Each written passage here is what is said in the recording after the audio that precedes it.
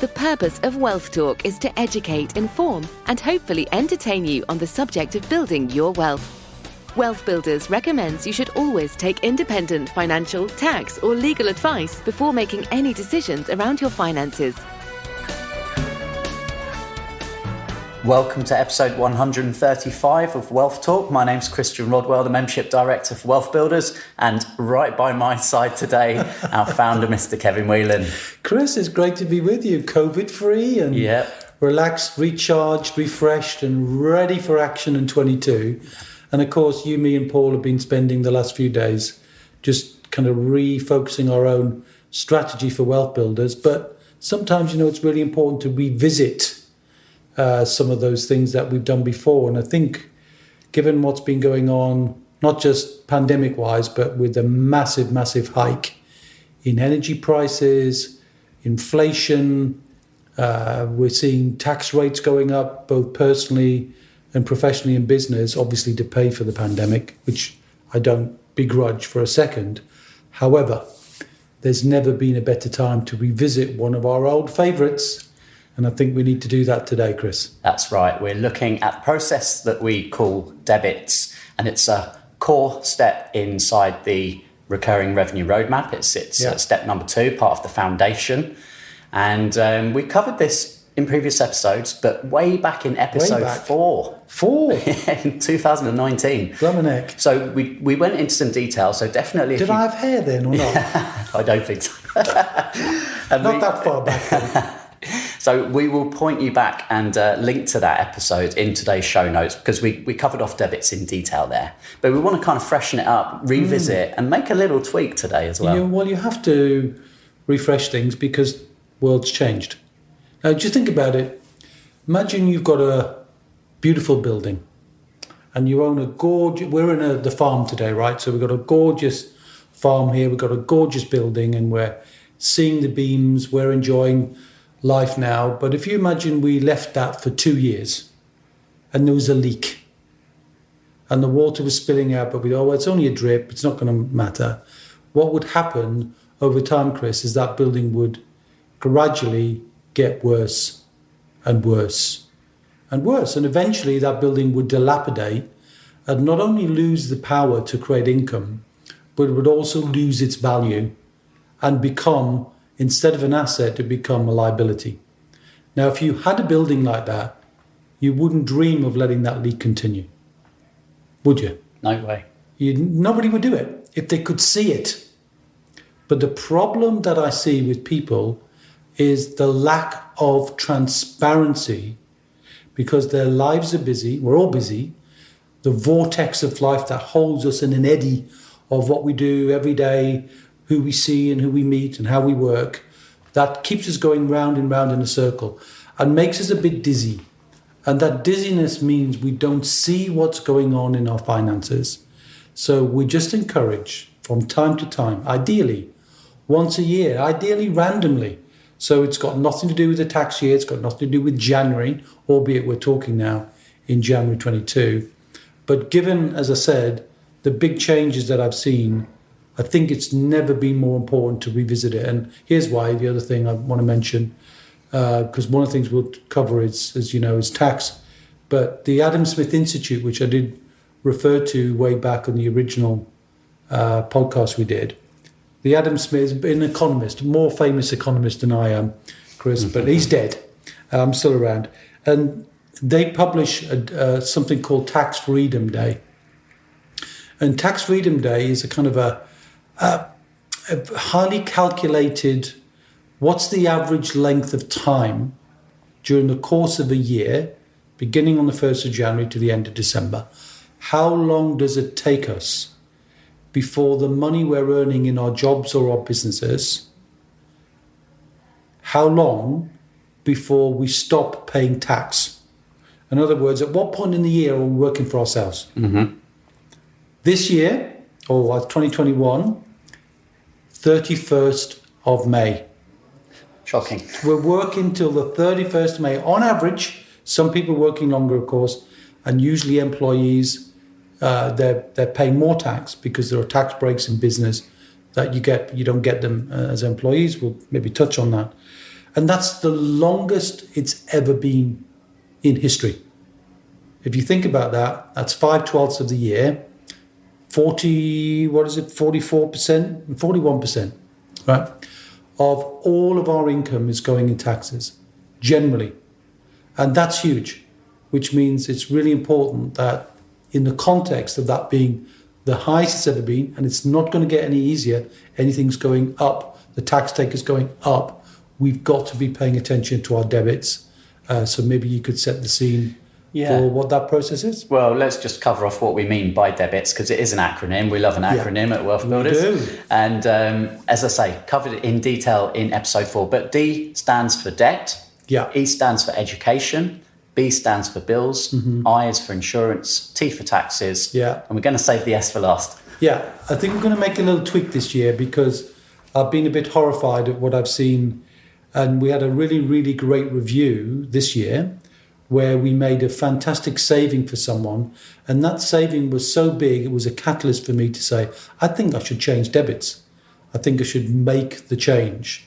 So why don't we go through each of those? Now, of course, we did a bit of a run through way back when, but some things will change. And it doesn't hurt to repeat things that was, repetition is the mother of all of this knowledge and this wisdom. Yeah. So we need to do that. Yeah. Debt's a big one because, people use debt in all sorts of aspects of their lives, sometimes for good, sometimes for bad. And that's really not the scope of today's webinar or today's podcast, rather. So we're talking about debt generally. Most people have got some kind of debt, which they're either paying their life, right? So they're paying for consumer debt like credit cards and so forth, or they've got debts on, let's say, their home. Because for most people, they're not using their home as an asset. So we're not talking about mortgage debt for buy-to-let or for investment property, not in this particular discussion, just talking about debt that we have in our life. And debt is a really, really big expense. And the important thing to recognize is whenever you buy anything with debt, it costs you more, right? Because you've got to add the cost of the debt on.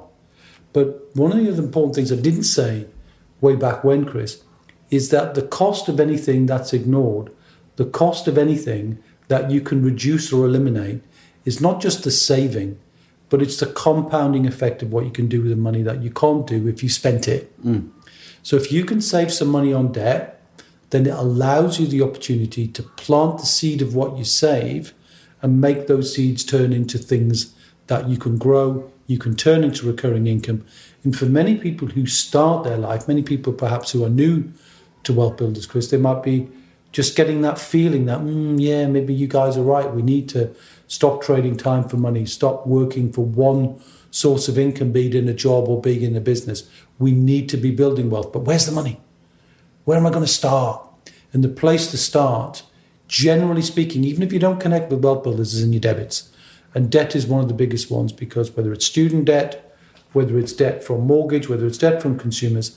And in my book, which I wrote in 2004, actually, Chris, Save a Fortune, How to Completely Eliminate Your Mortgage, Loans and Credit Cards Fast. Definitely worth having a copy of that. And we're going to give you a copy for free. And we'd like you to download it. And there are some lessons in there. There are 12 lessons in there that you could use. And some of those lessons are still relevant today. Some of them definitely been updated. And some fun ones that we could touch on later, particularly as the world is kind of changing in terms of what you can sell these days, like decluttering, selling stuff that's old. I mean, we'll get to that. Yeah. So Save a Fortune Fast. If you'd like a copy of that, Kevin's book, head to wealthbuilders.co.uk/save a fortune fast all together. We'll link to that in the show notes as well, so you can just click on that link and then just download a copy. We also did a couple of podcast episodes where we went through each of those secrets. Oh, did we? Right, okay. So I'll link to those as well. Let me just ask you a question around debt, Kevin, because it's something sometimes people ask is, should I put all my money to pay off debt or should I use my money to build assets? Is there a view on that? Yeah, there is a view on that. And the view on that is really all depends on the cost of the debt. So if you've got, one of the things that definitely has changed over time is you see that people having adverts on the TV, right? And it says, here's an easy way to consolidate your loans, only 99% APR. Okay, so they all have to publish their interest rates now. And everyone's focused on what's the cost per month, not what's the cost on the money. Now, if you're spending 99% APR, that's a huge sum of money. You couldn't possibly make that as a return. So if you've got high cost debt, focus on elimination. If you've got low cost debt, 3, 4, 5, 6%, you could probably make more money once you understand the asset building strategies and techniques. You could probably make more money than the cost of the debt. However, sometimes we don't just do things for financial reasons. I've mentioned this before. Sometimes people want to feel that the weight of debt has been removed from their life. They want to feel debt-free. They want to feel mortgage-free. That was a feeling that I had. It was definitely a feeling I needed for my wife, if you remember. Mm-hmm. That's why we don't have a mortgage on our home, and we never will, because it's important to my wife to feel like the roof over our house, over our head, is completely safe. So if Kev croaks, she's okay. She doesn't have to worry about the complexity. And of course, I'm being slightly tongue-in-cheek about that, but we're not talking about the roof as in the physical roof, or the roof as in how to protect things, which is another part of the wealth building foundation that we teach, how to make sure you're protecting your family, create, build and protect your wealth. And that probably would be the source of another reminder podcast, I think, Chris, in the coming weeks. Okay, so I think we've covered D there for debt. So definitely a way to find some savings. And get a good mortgage broker. If you've got mortgage debt, get a good mortgage broker you trust, you can connect with, and they can shop around for you and get you the lowest possible cost and review that all the time for you. So every 1 year, every 2 years, or if you've got fixed rates at the end of the fixed rate. So it's something that's happening proactively to manage the cost of your debt down. So if you're making some profit, pay some of it down so you've got slightly less debt next time. And always look at if you've got buy-to-let, investment properties, look at what's known as your debt to equity ratio. So what's the value of the properties you own compared to the value of the debt? And stress test it. And what I mean by stress test is the mortgage rates right now will be low, but they're not going to stay low. At some point, they're going to go up. So every 1%, if interest rates go up from 3 to 4, then 4 to 5 and 5 to 6, what will that do to your cash flow? So it's important to be aware of, well, what happens if? And the safest way to not to have that problem is gradually move your debt from 75% to 74% to 70% to 65% and so on. And ideally, you want to get that down to 50% to be really safe, or lower than that if you're like me, you want to have the lowest amount of debt in your life. Mm-hmm. Yeah. Okay. So on to E then. E is for education. Mm-hmm. So before we start looking at how you can perhaps reduce those costs, what do we mean by education here? What kind of education might this include? Yeah. So look, we know education is at the very essence, it's the starting point of the wheel of wealth that we refer to, which is that circle of excellence that says, how does wealth build? And it always starts with education. But look, we have to be lifelong learners as wealth builders. And we know for some people, they've still got the cost of the education, the student debt, around them. So we've got to think about that as a cost. We're not talking about that. We'll deal with that in the D for debt. But if you're going to build wealth, you need to grow your education. And how you do that is you're going to be investing some of your money to build knowledge. How do you keep the cost of that down? Well, one of those is to deal with trusted people. Because just as I talked about interest rates being very high, shark-infested waters there are many sources of education in all assets you could build, from cryptocurrency to property to trading options to stock market, you name it. There'll be some kind of education that you can get. Nothing wrong with Googling that, just to get a feeling for where education is out there. But be absolutely mindful that you would want to work with trusted people who have the education, but that the education is followed very quickly by the application of the education. Yeah. Because education that's not used is just money spent.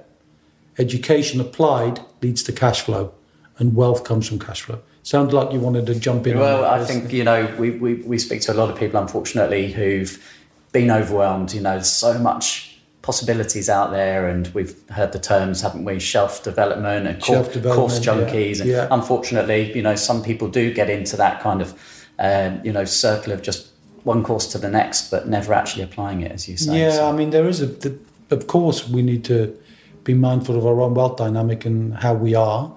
And yes, we see people who looking for the perfect answer, and there is no perfection. It's you just get started, and then you'll learn to get better later. You always get better, you never get perfect. So it's about getting enough education that will lead you to getting the right kind of connection to people who are using the education. You apply a bit of due diligence, and then that should lead you to action. And that's the way we teach it. But it's just as important to recognize that educators have got a business. And like any business, there's a win-win. And the win for them is they want to sell more education. Of course they do. We recognize that. But we want to get the education, but at the lowest possible price. And just as you can ethically negotiate, you can negotiate terms with educators. You don't have to take the off-the-shelf price. This is life. So you can negotiate. What you could do there is, number one, you could use WealthBuilders Trusted Partners. What we're looking to do there is serve our members, negotiate the lowest possible prices with the best possible people that we trust, that we resonate with, that we know is good education backed by decent support. That's one way to do it. But if you don't want to do that and you don't want to connect with Wealth Builders, that's fine. But if you want to then work with somebody else, see if they do a 2-for-1. You could go with a friend, because usually they don't mind if you've got two people there, and maybe it's a way to build on somebody else's wealth dynamic. Maybe it's a way to find a joint venture partner, or maybe it's just a way to reduce the cost of that. So there's all sorts of different ways that you can use to make the cost of education either lower, or in some cases you can get it completely for free. For example, we've got a relationship with one of the big educators where they will refund the cost of being in the Wealth Builders program if you buy, their flagship program, which many hundreds of people do a year. There's nothing wrong with that, but because they respect us so much and they know how committed we are to helping people build their wealth and making sure they do follow through, not just buy the education, they will refund the cost of being in our program. So there's so many different ways people can do it. And if you're curious about that, before you commit to buying education, give us a call and we'll help you understand, are they trusted people? Is there a way that we know that can help you reduce your cost? There is no published scale of these things. So there's always room for negotiation, because once they've written the educational program, it's there. They don't actually cost that much to make it available to you. So let's just say negotiation is an art. And as long as you understand that art, we can help you become more of a negotiation artist in what we do. Okay. So B is for bills. So we all have bills. Probably a really good place, actually, we should mention for all the debits processes is Money Saving Expert, because it's a great resource, right? It's a great resource. Look, I've got to say, Martin Lewis does a great job and he's got a great website. And of course he makes affiliate income, but hey, he's doing all the work, all that hard work. I mean, I was looking at something he was doing the other day, talking about how the gas prices are going up and how some of the gas companies are saying you can't move to a standard variable tariff, you've got to do certain things, and you don't. So by understanding your rights, and if anybody changes the terms of your contract, like your phone contract, once they change the terms of the contract, you've got 30 days to decide whether you want it or not. So there's so many different things you can use to help you say, no, I don't want that. Or no, this is my right. I don't want to pay that. I want to pay this. But the starting point is always transparency. So it means you've got to do some work. And guess what? Most people don't do the work. They're not willing to get their bank account out. They're not willing to get their online statement or their paper statement and highlight it and say, what am I paying? Is there a way I could save a bit more money? We're not saying, and let's be clear, we are not saying save your way to wealth. You can't do that. You cannot shrink your way to be a wealthy person. You have to expand your way. But the way to start that process is shrink some things that don't deserve to be there, or can be negotiated, or can be corrected. And there's so many different ways to do that now using technology that you can save some money. Then when you make the saving, put the money to work, plant that seed that allows you to, to grow your wealth and get your kids involved. Kids are brilliant with technology. And there's so many things the kids can do. You can get them to research things. You can get them to check things. You can get them to suggest things. It's just a way to give a teaching moment, a moment of education for your own kids to give them a challenge to try and find a way to do what Martin does so well, but to physically do it in your case. And we'll be including some of those things in the Wealth Builders for Families program when we launch that as well. Yes, I'm very much looking forward to that because kids are just brilliant at what they do. And I think bringing money into the home, talking about that, being a great role model. By the way, Chris, I just got to give you a little bit of news here. We've just created a quiz, right? And the quiz says, how good a money role model are you for your children? Okay. Yeah? Just to put in the finishing touches to that now. Okay. Can I ask you, can you tell or ask the listeners if they would like to participate in the quiz to send a note, however you want to get them to send a note to you, whatever URL you want to create, so that as soon as I've signed it off, I could send it to them, which will give them a real insight into how good they are about bringing money into the home. And that's fine. We're not judging because we don't get the result. It's for you. But what we will be bringing is case studies and ideas from other parents, enlightened parents, just like me and like other people who've got children, and how you can do that to bring children, not just into talk about your debits, but how you can bring them into the money subject. Because after all, we're going to have the biggest wealth transfer in history in the future, and we need to equip our kids. And they ain't teaching this at school, so we need to take that responsibility seriously. Anyway, we're segueing. Well, I'll just give the URL because we always know we get a lot of interest every time we mention the programme. So wealthbuilders.co.uk/families, FAMILIES, and just pop your name and email. That will get you onto our list for all the upcoming news when we're launching that quiz. All right. Final one. Watch out for that one. If you've got in credit, because sometimes the utility companies will charge you based on an estimate, and you can be in credit. Yep. And if you're in credit with a supplier and the supplier goes bust, you've lost your credit. So do check that you're not in credit. And if you're in credit, get the money in your bank account, not on their bank account. Yep. Good. Now, I couldn't have said that 3 years ago or whenever we did the last podcast, because who would have thought? Gas companies could go bust. You never thought that. Just like in 2008, we didn't think banks could go bust. That's why you've got to revisit these things. Yeah. Maybe now's a good time just to take a quick pause, Kevin. And like we enjoy doing is always pulling out a review from Trustpilot. We've had quite a number, actually, over the start of the new year. But I had a great call just before Christmas with a gentleman named Terry Lewis. And Terry kindly has put a review, which I'd like to read out. So Terry says, I was introduced to Wealth Builders through a property mentor. I cannot praise the quality of the podcast enough. It's simply superb. What I love the most are Kevin and Christian's integrity, transparency, and honesty. They have a genuine desire to help people like me achieve financial goals, and for that, I cannot thank them enough. I also love Kevin and Christian's ability to take a complex subject and to break it down into easily digestible chunks. Please don't stop what you're doing. The industry needs people like you. Oh, isn't that nice? That's a lovely review, Terry. Thank you so much. It is a good review, and it's we like the endorsement. It's not about blowing smoke up our rear ends. It's about saying, hey, you're doing the right things. You're helping us with the right information. You're giving us the right ideas. You're not making it too complicated. You're breaking it down into bite-sized pieces, which means people can do it. And for most people, if they just take these small steps, and they're only baby steps, aren't they, really? Do your debits, and then you just make a little bit of progress. That's the key. Yeah. It's like, one of the things that I do, it's a bit of a funny thing, Chris, but it's odd. It's completely related, but you'll see what I mean. I put my trainers on right? I have to put my trainers on every day, even if I'm just going to go for a walk with a dog. But by putting them on, I've got to do something. I'm not allowed not to.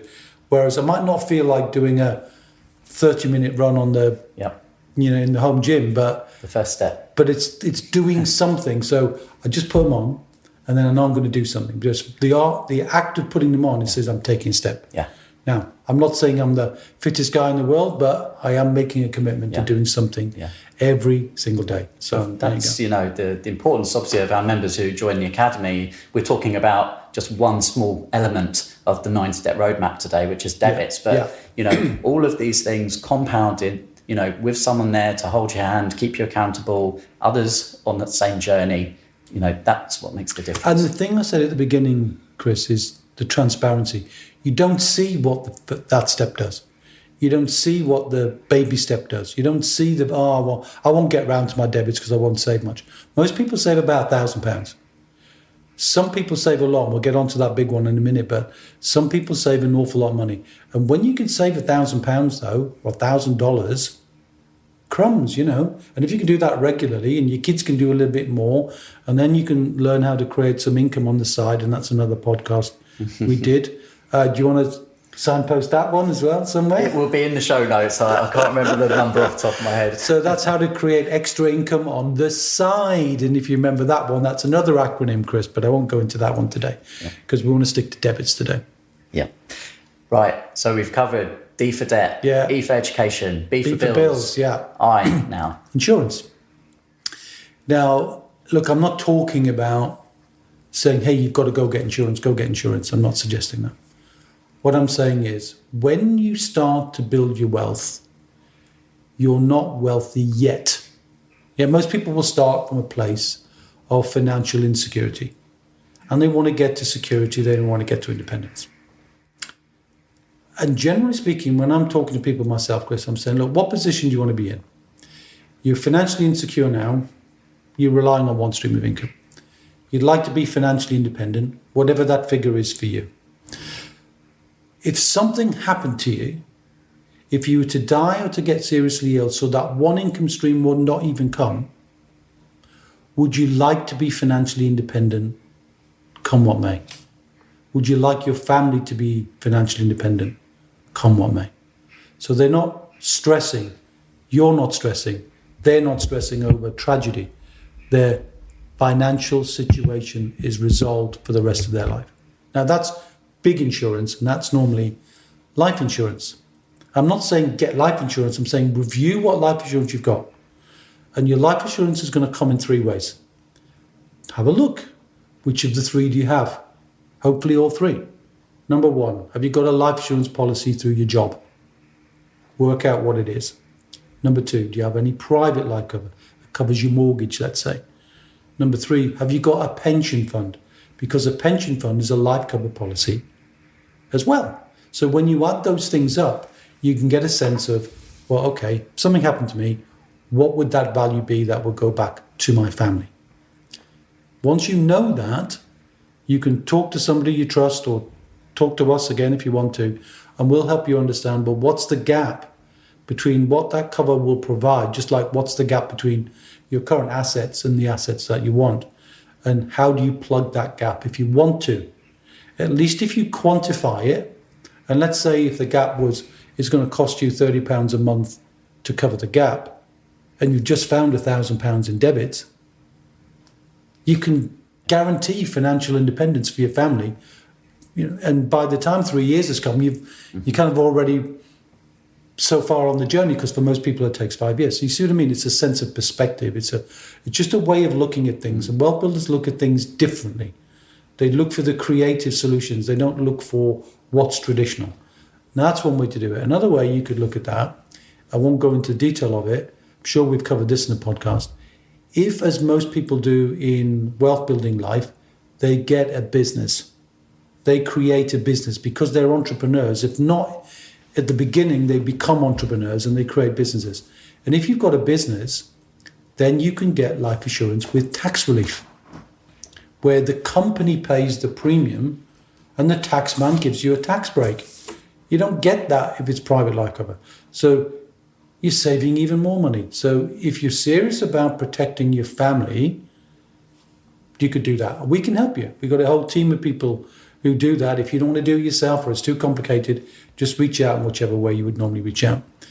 But the other thing to do is make sure if you do have a life insurance policy, it's in trust. Now, that sounds complicated, right? Because nobody kind of understands the word trust. But what it means, you're probably too young for this, Chris, but when I was a youngster, I used to get annuals. Do you know what I mean? Like a comic book. Oh, okay. Yeah, like the Beano or Dandy. Or the Dandy, right, when I was young, or the whatever it was, football annuals, because I was a football kid. And one of the things you got inside a book, you turned over the first page, and in the first page was always, this book belongs to, and you'd write your name in. This book belongs to Kevin Whelan. A trust is just that. You say, this policy belongs to my beneficiaries. Right? So my beneficiaries would be my wife and children. That's it. Once you've done that and you've signed that, so it's just a bit of sticky label, properly done, but it's all done for free. It doesn't cost anything to do this because all the insurance companies have got these documents and all you do is sign them. What that means is the life insurance policy that unfortunately pays somebody else because you ain't around doesn't have to go through the process of probate, doesn't have to be read via a will, doesn't have to be delayed by anything. And if you've got a complex set of circumstances, or as you're building your wealth, your situation does get more complex, that's inevitable because you're building assets, then that leads to complexity, which means probate takes longer. Now, let's say the probate, in the case of a wealth builder who died, took 2 years. That means a family maybe don't have the money they need at the worst time in their life. By filling out that form, straightforward trust form, this policy belongs to, and sign it, it does not pass go. It pays the money straight to the family, right? Really, really important lesson. I know it's not saving money. Well, it is because you don't need to pay for probate, but what you're doing is saving time, saving stress, saving heartache. And that's what you want to do. Anybody doesn't know how to do that, again, we can help. If you've got an advisor you trust, just give them a call and say, hey, Fred, it's my life insurance in trust. And if it isn't, you want an elbow in the ribs and say, well, why the hell didn't you put it in trust? Because you arranged it. But anyway, as long as you get it in trust, costs zero to do. Yeah. And then, of course, with insurance, we've got all the kind of consumer goods, which makes my blood boil, that one. How many times have people been sold insurance? And I think I do remember, actually, now it comes back to me on the last time we did debits, is we talked about how many people are insuring something like an iPhone, when for 10 quid a month, they could have 100 grand worth of life cover for their family, which is more important.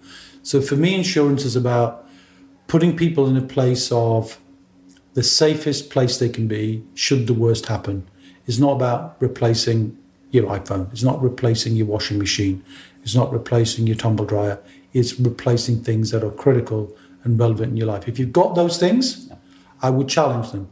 And if you can and you agree with me, you don't have to, replace that insurance with something that's more precious, or just save the money, paid off your debt. Yeah.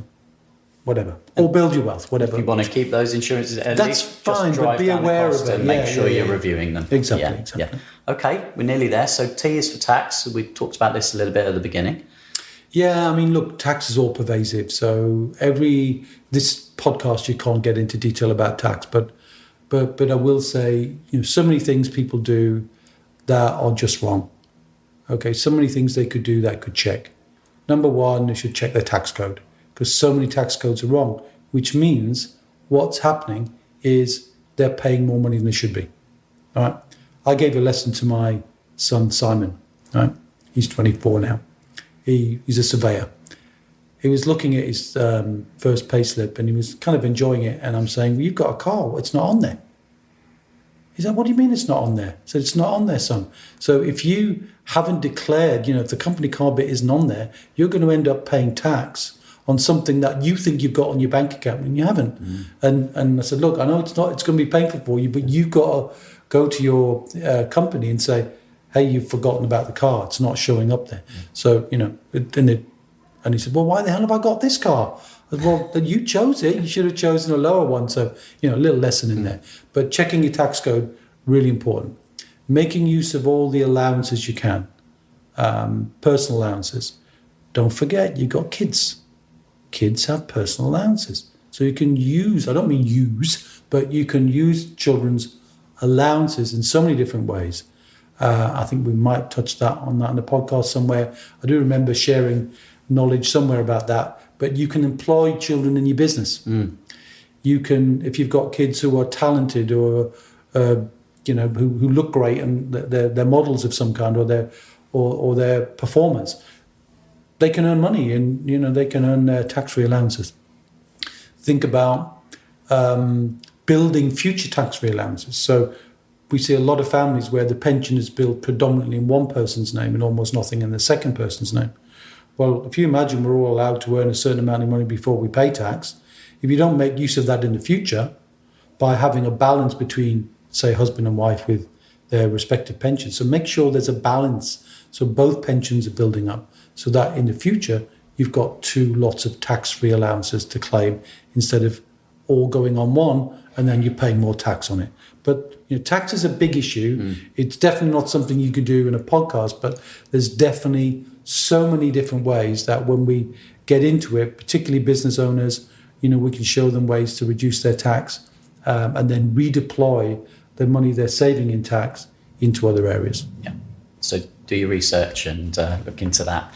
And there's so many online guides that will tell you how, and books as well, that can get into your situation more specifically. And if you feel like you're paying too much tax, then just engage with someone professional who should be able to save you more money than their cost. And if they don't employ them.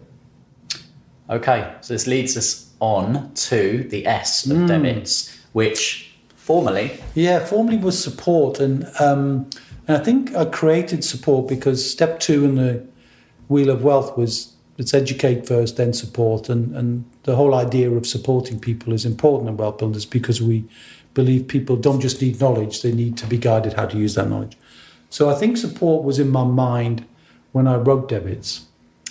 But over the years, Chris, I've begun to realise there's more wasted money in this area, this new S, than anywhere else in all of the debits. In all of them. Wow. It's the biggest one. Okay. So I'm going to change it, which means, Chris, unfortunately... We've got to update some materials. Well, you keep saying every week, the membership director for Wealth Builders, so you better redirect it. But we're going to call the S stock market fees, right? Because the stock market fees, what people are paying to access the stock market, makes my blood boil completely because it's too much. They're paying fees everywhere.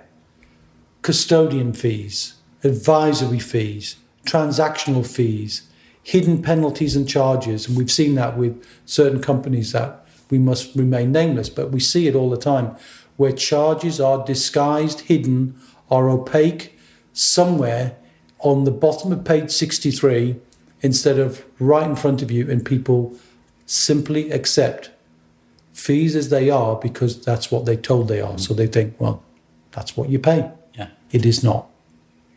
Do you want to say something? I was just going to say, and at 2% might not sound too big, right? Well, yeah, which is quite right, which is, typically what people are paying in the UK at least, and I think in the US as well, is about 2% to access money in the stock market. Now, bearing in mind that for most people who are building their wealth, particularly those at the start, probably have more money in the stock market than anything else. Their ISAs are in the stock market, their pension is in the stock market, but they don't know what the fees are.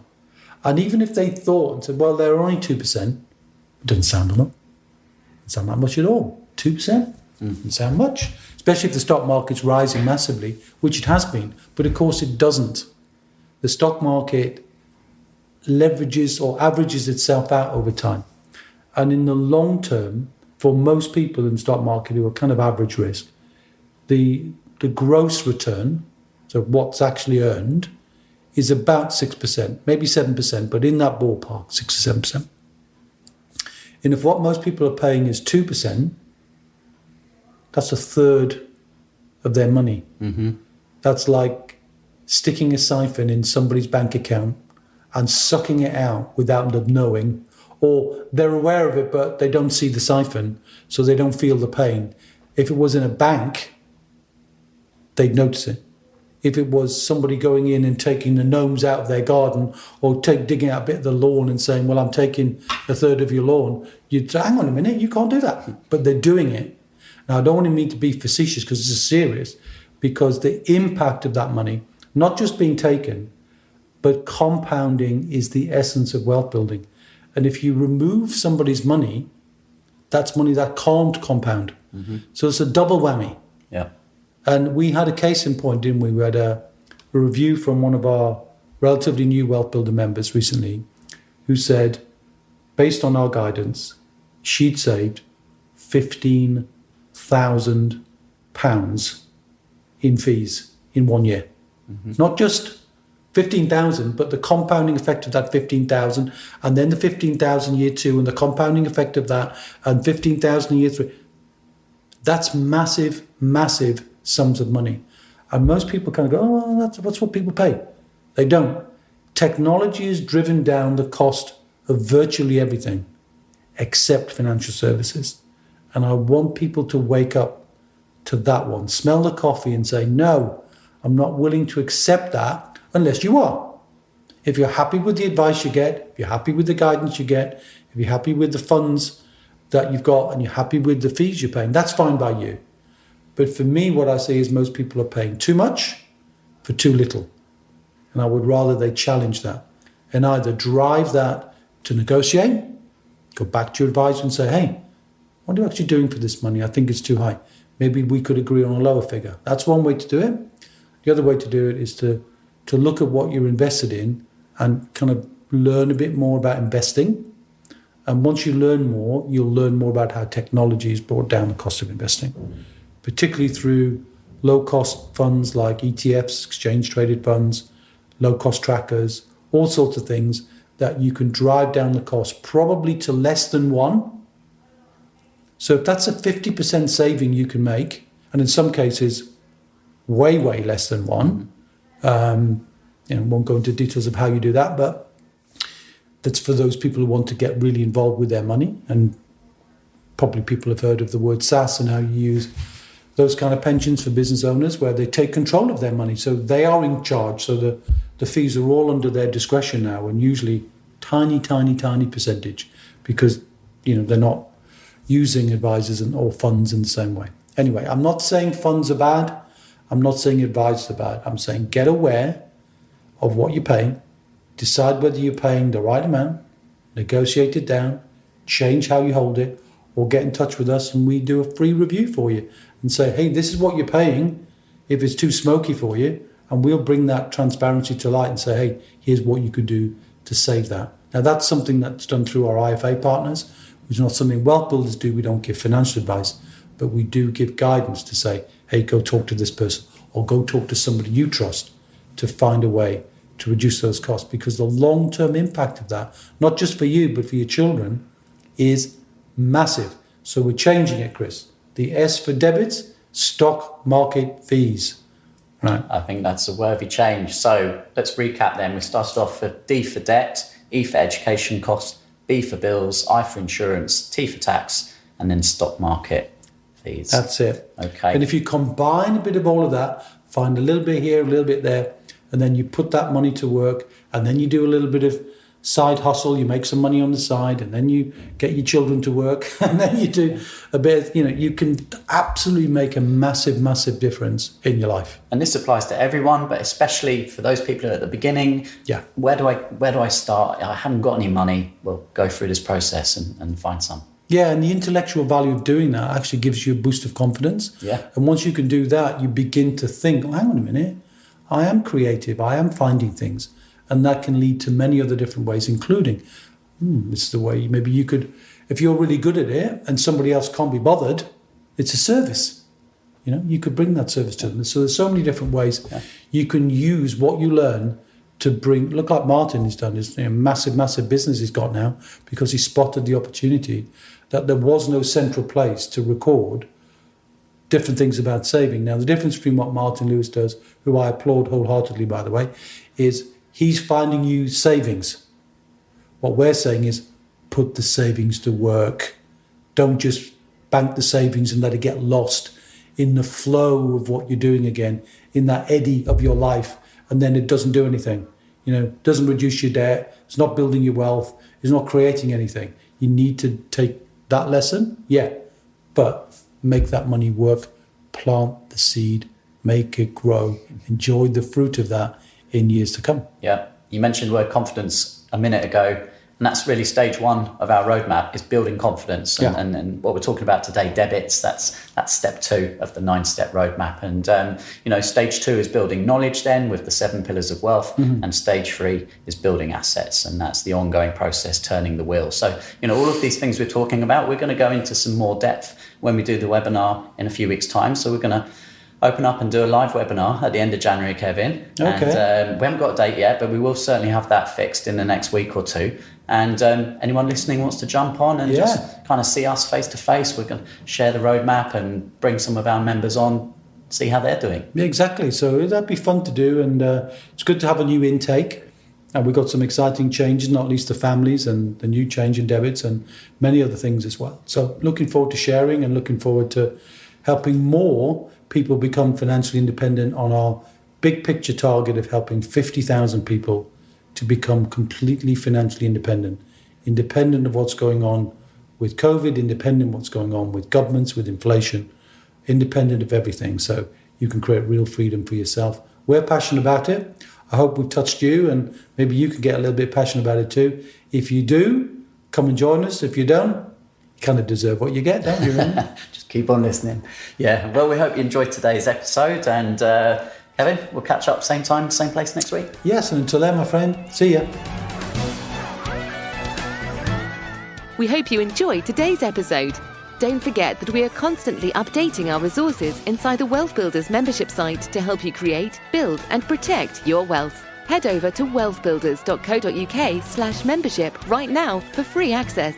That's wealthbuilders.co.uk/membership.